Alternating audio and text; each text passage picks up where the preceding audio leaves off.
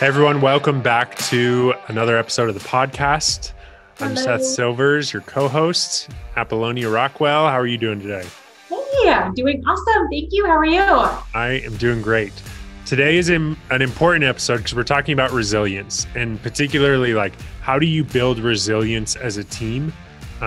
Everybody listening to this is likely on a team of some sort. Even if you're working as an independent contractor, you're likely working together with other people. So we've seen that having resilience as a team is so critical, especially in the last 12 months of COVID pandemic. And so Apolonia, give us an overview of this topic of resilience as a team and kind of give us an overview of what we're going to talk about today. Yeah, this gets me so excited. I think that teams have struggled so much during COVID. I think, like you said, everyone has a personal experience, no matter what company you're with, no matter if you're consulting or out in the field, with a big business or a small business. Every team has been challenged, right, over this last year. And I think that I've been able to see from trial and error what has worked and what hasn't worked. And the biggest thing that landed on me, especially during COVID and fighting out of it, is the mission needs to be clear. Like every company, every team that you're on, freaking sports team, business team, that mission needs to be big and it needs to be clear for everyone to have a sense of purpose when they wake up every morning. And people need to know what they're moving towards, and people need to know if they're learning, if they're growing, and how they're contributing in order to fight through any tough time in their life. So yeah, so I'm so excited to talk about this. I think that makes sense. And I think that that's hard sometimes, especially in industries like, construction, for example, where you're building a building. Right. And not that that doesn't matter, but like, how do you tie in, when you're doing something fairly tactical and, fair, like it's not clearly tied to like this mission. Yes. How do you tie in and make clear the mission so that your team is more bought in? Yeah. So it's really interesting. Something that landed when you just said that was I was in a CEO group called Vistage, and we had a speaker that touched on just the comment that you just made is, how do you get excited to go to your construction job? Or, when you're building a building or something, building residential, or in the middle of building a hospital, and I certainly don't have all the answers, but I think the instructor said something really beautiful. Is he was like, if you can share the story in this scenario specifically, if you can share the story, if the company can share the story of what you're building, are you building a home for a family? Like, are you building a future home where a family is coming in, little kids are going to grow up there? Are you building a hospital where lives are going to be saved and transformed in that hospital? But like, what's the story of the place that you're building, and connect the team to that? Mm-hmm. And I think that as safety directors or safety professionals, it's our responsibility, if you want to be effective, if you want to make an impact, you have to figure out what that story is. Right. What are we doing here? Because we can't just let the responsibility of sharing that story, creating a mission and an impact. Let's say the leaders at your company, they don't have this strong vision, impact, mission statement, and this big impact theory. You make it up. You figure it out. Mm-hmm. You make it real life and rally up everybody towards something, because we can't just sit back in our lives and let and wait for somebody else to tell us where we're going.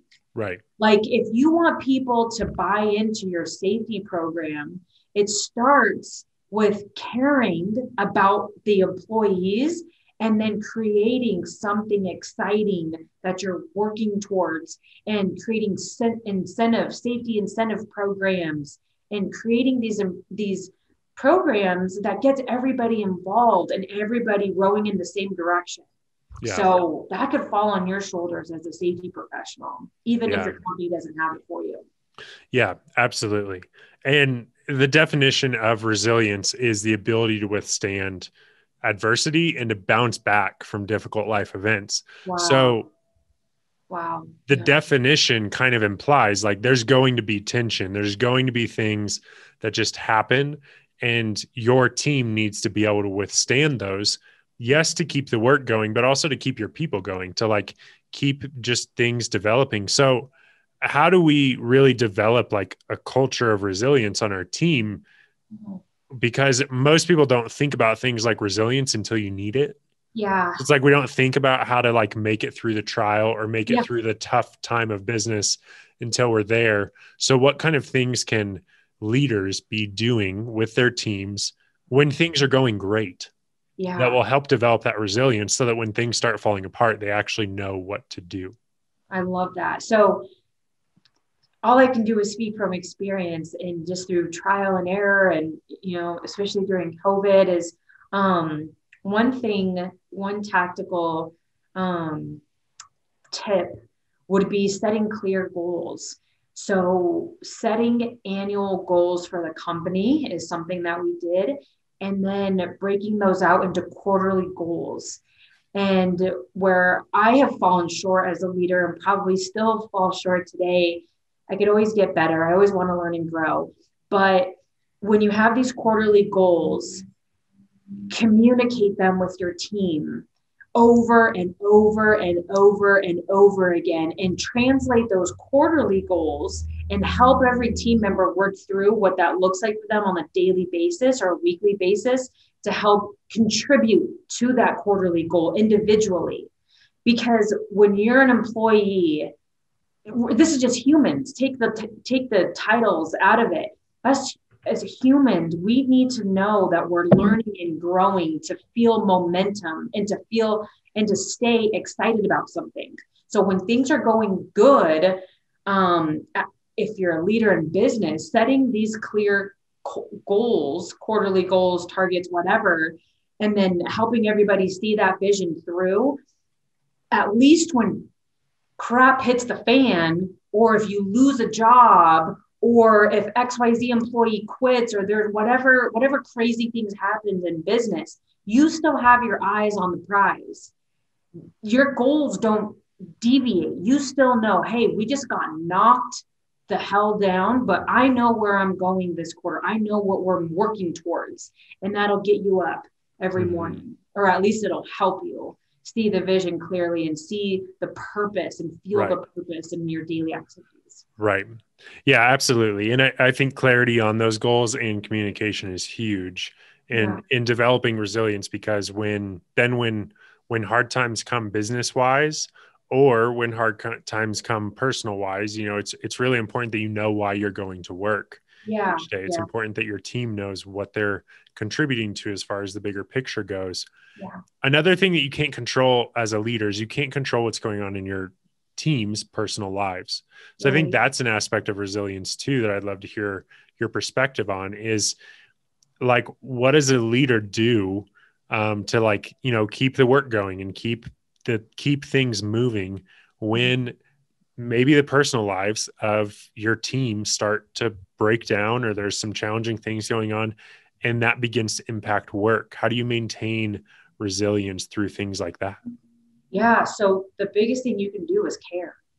Like the biggest thing that you can do as a leader, and I like how you structured this question a little bit ago, is you said, what can you start doing when things are good before shit hits the fan? Is you can make it clear to your team members that you care about them. Because also, what happens if there's a strong team and then trials and tribulations are thrown your way? If you guys are already close, then you guys get closer during tough times, right? And you make it through like a sports team, you make it through. But it's hard to start that when things are crumbling and when everybody's personal lives might be crumbling and everyone's dealing with heavy things at home too.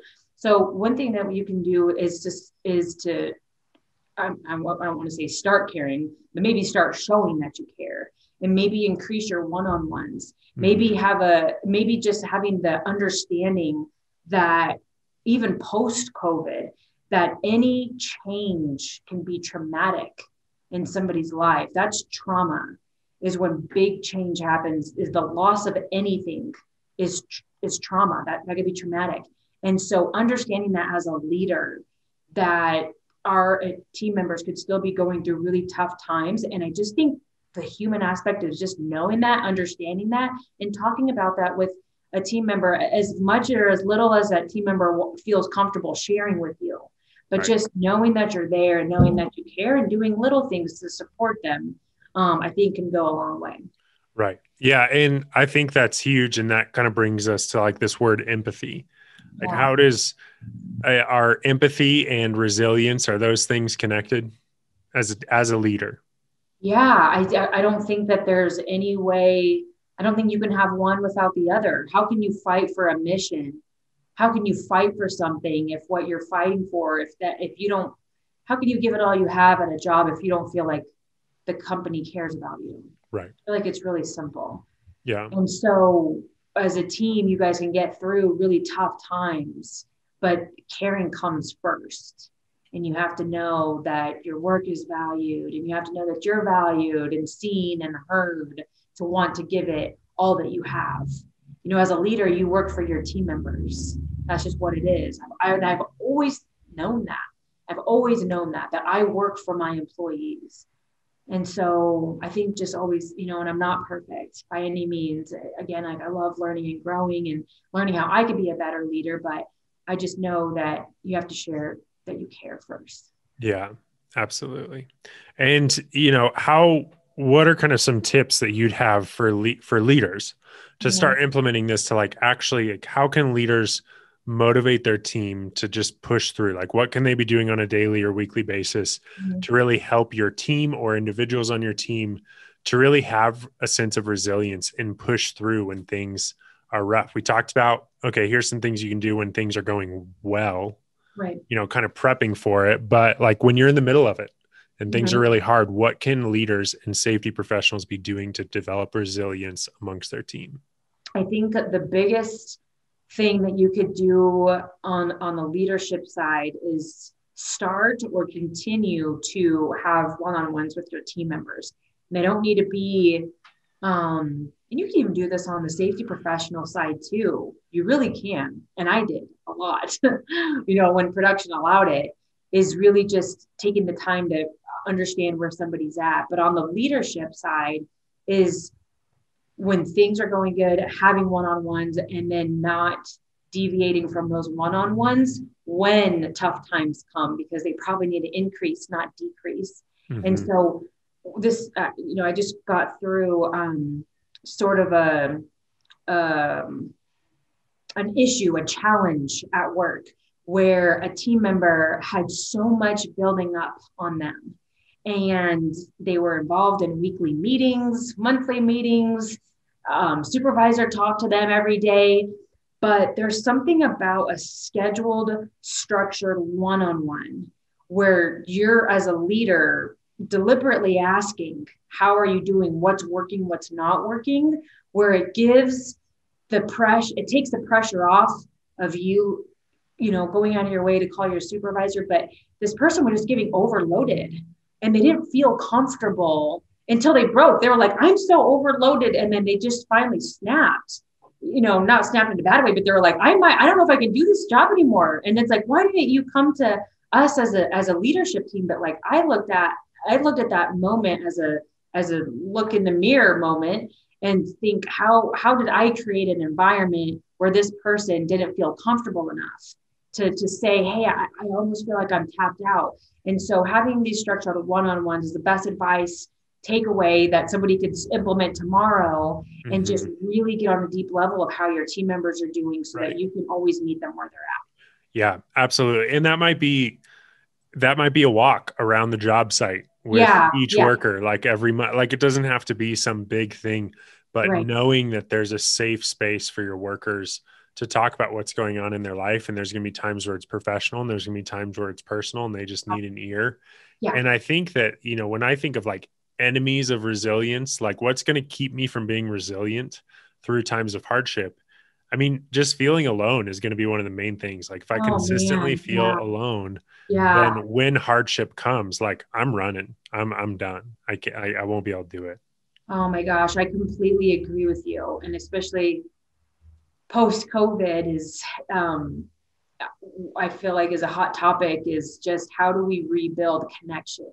Mm-hmm. If connection was lost, some companies it increased, some companies it didn't increase, and some states stagnant. So just keeping the lines of communication strong and making sure that everybody feels the sense of belonging as best as possible. People need to feel like they're in a community, whatever that looks like. Right. Because you're right, feeling alone is when that's when all the negativity and the worry and the doubt, all that creeps into your mind when you feel like you're fighting a fight alone. Yeah, absolutely. Well, this is helpful, I think, in so many levels, but I think just kind of a parting encouragement to leaders, like be connected with your team. Like the main thing that's going to contribute to having a resilient team and having that resilient perspective is really going to be knowing what your team is up to, knowing how they're doing, knowing what's, like you said, what's working and what's not. So as we bring this to a close, any parting words of encouragement to the safety professionals listening? Yeah, I would say schedule. Words of encouragement is build a community, period. And if you are already, then awesome, kudos to you. But and increase it, see what you can do different, see what you can do better. But build a community within your company, because that's the community that you're a part of. No matter what, outside of work, you're a part of that. So build something fun and exciting that people want to be a part of. Yeah, absolutely. Well, Apolonia, thank you so much. And we'll be back next week with more great content for safety professionals. Yay. All right. Thank you so much for listening.